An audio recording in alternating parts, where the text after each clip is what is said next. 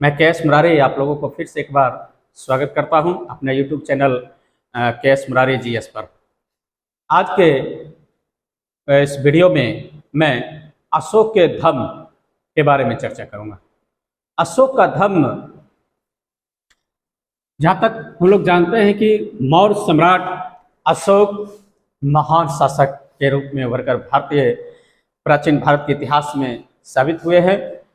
अशोक का धम्म क्या है, धम्म क्यों आवश्यक था और अशोक ने धम्म क्यों अपनाया। हम आज के इस चर्चा के विषय में धम्म क्यों आवश्यक है इस पर चर्चा करेंगे कि धम्म क्यों आवश्यक,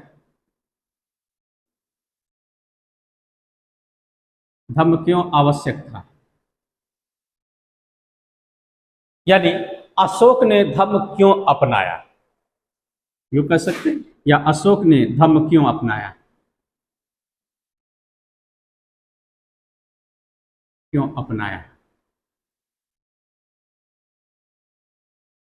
और दूसरा पहलू हम लोग इस पर चर्चा करेंगे कि धम्म क्या है, यानी ये धम्म क्या है।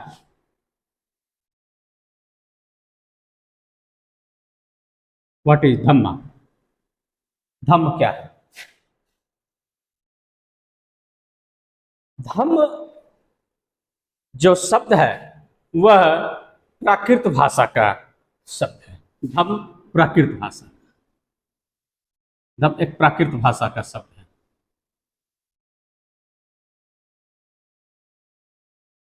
और प्राकृत भाषा का जब एक साधारण सामान्य हिंदी में रूपांतरित यानी अनुवाद किया जाता है तो धम्म का आशय होता है धर्म से, और हिंदी में इसे धर्म कहते हैं। तो अशोक का धर्म यानी प्राकृत भाषा में, चूंकि अशोक के शासनकाल का जो राजकीय भाषा था वो प्राकृत भाषा था और उस समय धम्म शब्द का प्रयोग प्राकृत भाषा के रूप में किया। अब तो इन सारी बातों पर हम लोग चर्चा करेंगे। अशोक का धम्म कहा जाता है, पुराणों में कहा गया है, जब Maurya sources of Mauryan empire की बात करते हैं तो पुराण जो है सो एक मौर्य साम्राज्य का अध्ययन का स्रोत है। तो sources of Mauryan empire according to Purana, तो पुराणों के अनुसार कहा गया कि टोटल यानी कुल 137 सालों का इतिहास रहा था मौर्य साम्राज्य का, जिसमें से चंद्रगुप्त मौर्य, बिंदुसार और अशोक का शासन 90 वर्षों का रहा था। और उस 90 वर्षों के शासन काल में सबसे अधिक यशस्वी और प्रतापी शासक जो उभर कर सामने आया वो अशोक था। तो अशोक जब दक्षिण विजय करने के लिए यानी कलिंग पर आक्रमण करने के लिए जो हथियार का प्रयोग किया था, और उस हथियार यानी तलवार के साथ नृशंस हत्याएं हुई थी कलिंग के क्षेत्र में, और उस कलिंग के क्षेत्र में खासकर महिलाएं और बच्चों की जो नृशंस हत्या हुई थी, उस हत्या के कारण जब है, उस हत्या के कारण ही अशोक का हृदय परिवर्तन होता है। तो हृदय जब परिवर्तन होता है तो हृदय परिवर्तन के कारण धम्म नहीं अपनाया है, बल्कि वह एक सहिष्णु अशोक के रूप में उभर कर सामने आते हैं। चूंकि अशोक व्यक्तिगत रूप से बौद्ध धर्म अपनाए, लेकिन उसके पीछे भी वो कलिंग युद्ध की विभीषिका था, जिस कारण से अशोक का हृदय परिवर्तित हुआ। अब आवश्यक क्यों था, यानी धम्म क्यों आवश्यक था, तो चूंकि मौर्य साम्राज्य अशोक के समय तक काफी विशाल बन गया था, तो एक बृहद साम्राज्य का निर्माण अस्त्र शस्त्र के द्वारा किया जाता है।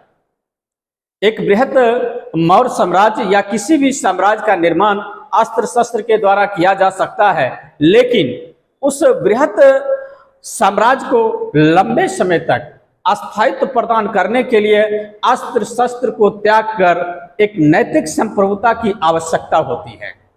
क्योंकि आप तलवार के सहारे या फिर बंदूक के सहारे या बृहद सेना के सहारे आप बृहद साम्राज्य को लंबे समय तक अपने नियंत्रण में नहीं रख सकते। ये प्रकृति का शाश्वत नियम है। और साम्राज्य का विस्तार आप तलवार के सहारे कर सकते हैं, लेकिन उसको लंबे समय तक अपने साथ जोड़े रखने के लिए तलवार आवश्यक नहीं होता है। और वैसी स्थिति में आपको उस साम्राज्य में एक नैतिक संप्रभुता स्थापित करना पड़ेगा, और वही नैतिक संप्रभुता अशोक ने स्थापित किया। उस साम्राज्य को लंबे समय तक स्थायित्व प्रदान करने के लिए, और वह नैतिक संप्रभुता ही अशोक का धर्म कहलाया। नैतिक संप्रभुता अशोक का धर्म कहलाया, और उस नैतिक संप्रभुता के संदर्भ में ही अशोक ने अपने पृथक शिलालेख धौली यानी कलिंग में जो है पृथक शिलालेख, वहां all men are my children शब्द का प्रयोग किए हैं। प्राकृत भाषा में सभी प्रजा मेरी संतान की बात किए हैं। तो पितृवत राजतंत्रात्मक स्वरूप वहां उभर कर सामने आए। ठीक, तो आवश्यक क्यों था अशोक के लिए धर्म? चूंकि एक बृहत साम्राज्य का निर्माण चंद्रगुप्त मौर्य के आक्रमण से, बिंदुसार के आक्रमण से और कलिंग युद्ध में जीतने के बाद काफी बृहत हो गया अशोक के समय में। तो उस बृहत मौर्य साम्राज्य को लंबे समय तक स्थायित्व प्रदान करने के लिए अस्त्र शस्त्र को त्याग कर नैतिक संप्रभुता पर बल दिया अशोक, और यही नैतिक संप्रभुता अशोक का धर्म कहलाया। अब सवाल उठता है, हम अगले पॉइंट पर आते हैं, धर्म क्या है? तो धर्म एक नैतिक संप्रभुता है। धर्म क्या है? तो धर्म एक नैतिक संप्रभुता है। एक नैतिक संप्रभुता है। धर्म एक नैतिक संप्रभुता है जो मानवीय कल्याण का बोध कराता है। जो मानवीय कल्याण का बोध कराता है। धर्म सभी धर्मों का संश्लेषण है। धर्म सभी धर्मों का संश्लेषण है। धर्म सभी धर्मों का संश्लेषण है। ऐसा नहीं कि धर्म एक धर्म को लेकर चला है।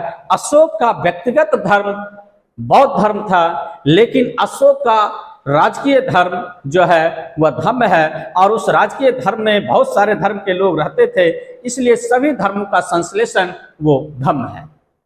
इस संदर्भ में चूंकि सभी धर्मों का संश्लेषण अपने धर्म के माध्यम से स्थापित करने का प्रयास अशोक ने किया अपने शासनकाल में, तो इस संदर्भ में अशोक ने अपा सिनेवे बहुकायाने संदर्भ को प्रयोग किया है। अपा सिनेवे बहुकायाने, अपा सिनेवे बहुकायाने, ये शब्द प्राकृत भाषा का प्रयोग अशोक ने किया। अपा सिनेवे बहुकायाने अर्थात कम से कम पाप करे, यानी कम से कम बुरा कर्म करे, और बहुकायाने मतलब अधिक से अधिक अच्छा कर्म करे। अपा सिनेवे, सिनेवे का मतलब होता है पाप यानी बुरा कर्म, और अपा मतलब कम, यानी कम से कम बुरा कर्म करे, कम से कम पाप करे और अधिक से अधिक अच्छा कर्म करे।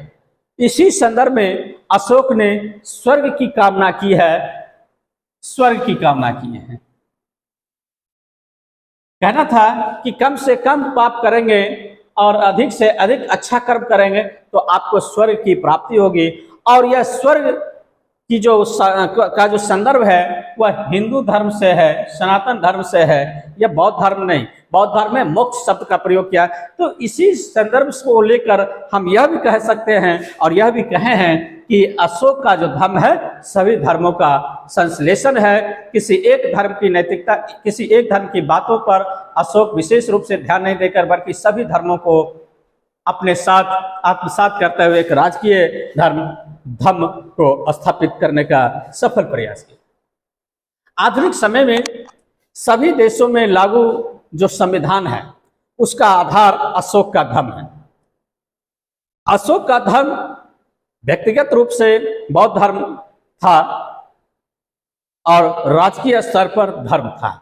कभी भी अशोक व्यक्तिगत धर्म को राजकीय धर्म के रूप में नहीं आरोपित किया। तो इस तरह से कह सकते हैं कि अशोक सभी धर्मों को साथ लेकर जो आधुनिक राज्य जितने भी है, आज जो 21वीं शताब्दी में आधुनिक समय में जितने भी देश हैं, उन देशों में जो संविधान लागू है उस संविधान के तहत जो भी नैतिकता की बात होती है या जो भी अधिकार और कर्तव्य की बात होती है, सर्वधर्म समभाव की बात होती है, तो उन देशों का जो आधार है वो अशोक का धम्म है।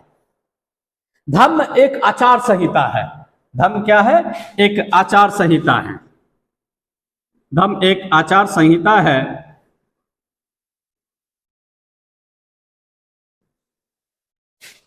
जो प्रत्येक व्यक्ति के सामान्य व्यवहार को स्पष्ट करता है। धम्म एक आचार संहिता है जो प्रत्येक व्यक्ति के सामान्य व्यवहार को स्पष्ट करता है। धम्म राजा का प्रजा के प्रति और प्रजा का राजा के प्रति अधिकार और कर्तव्य का भी बोध कराता है। यानी राजा का प्रजा के प्रति क्या अधिकार और कर्तव्य है और प्रजा का राजा के प्रति क्या अधिकार और कर्तव्य है, यह बोध अशोक का धम्म में एक आचार संहिता के रूप में दिखता है। आज भी हमारे संविधान में, आज हमारे स्वतंत्र भारत का जो संविधान जो कार्य कर रहा, उसमें राज्य का क्या कर्तव्य है और राज्य का क्या अधिकार है और नागरिकों का क्या अधिकार और कर्तव्य है, इस बात की चर्चा हमारे भारतीय संविधान में स्पष्ट रूप से भाग 3 यानी मौलिक अधिकार के रूप में है, भाग 4 DPSP directive principle of state policy के रूप में है। यह अशोक के धम्म से ही प्रेरित है। सहिष्णुता की स्थापना धम्म के लिए आवश्यक है, क्योंकि यदि कोई साम्राज्य यदि तलवार के सहारे स्थापित हुआ है, बृहद हुआ है, तो उसमें सहिष्णुता की स्थापना करना आवश्यक हो जाता है यदि उसको लंबे समय तक अपने साथ उस साम्राज्य को बनाए रखना है। नहीं, यदि सहिष्णुता की कमी होगी तो अलगाववाद बढ़ जाएगा, साम्राज्य टूट जाएगा। तो आज 21वीं शताब्दी में अशोक का धम्म वैश्विक स्तर पर प्रासंगिक है। धम्म जो है सहिष्णुता के साथ जीवन जीने को बताता है। धम्म सहिष्णुता के साथ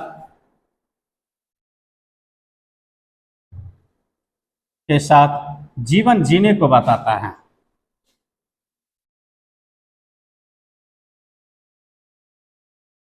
को बताता है, यानी जियो और जीने दो। अशोक का धम्म जियो और जीने दो का है और आज 21वीं शताब्दी में वैश्विक स्तर पर यह ज्यादा प्रासंगिक नजर आ रहा है। अशोक का धम्म की सहिष्णुता के साथ पूरे दुनिया में जीवन जीने की अब जो तत्व अशोक ने प्रस्तुत किया हुआ आज भी प्रासंगिक है। इस प्रकार अशोक विशाल मौर्य साम्राज्य को सुरक्षित और अस्थायित्व प्रदान करने के लिए जो आदर्श स्थापित किया उसे हम धम्म कहते हैं। अशोक का व्यक्तिगत धर्म बौद्ध धर्म था, जबकि राजकीय धर्म धम्म था। धम्म सामान्य और विशिष्ट सभी धर्मों के लिए बराबर है। धम्म कोई एक धर्म के लिए नहीं था, बल्कि सभी धर्मों, चाहे वो सामान्य धर्म हो या स्पेशल यानी विशेष धर्म हो, सभी के लिए बराबर था। कुल मिलाकर यदि हम कहें तो धम्म एक गैर धार्मिक अभिव्यक्ति था। धम्म कोई धार्मिक अभिव्यक्ति नहीं था, बल्कि धम्म एक गैर धार्मिक अभिव्यक्ति था जिसमें किसी खास धर्म की कोई विशेष प्रश्रय नहीं था, बल्कि सभी धर्मों को समान रूप से प्रश्रय दिया गया था। इसलिए हम लोग कह सकते हैं कि अशोक का धम्म एक गैर धार्मिक अभिव्यक्ति था, जो आज के वर्तमान परिप्रेक्ष्य में यह प्रासंगिक है।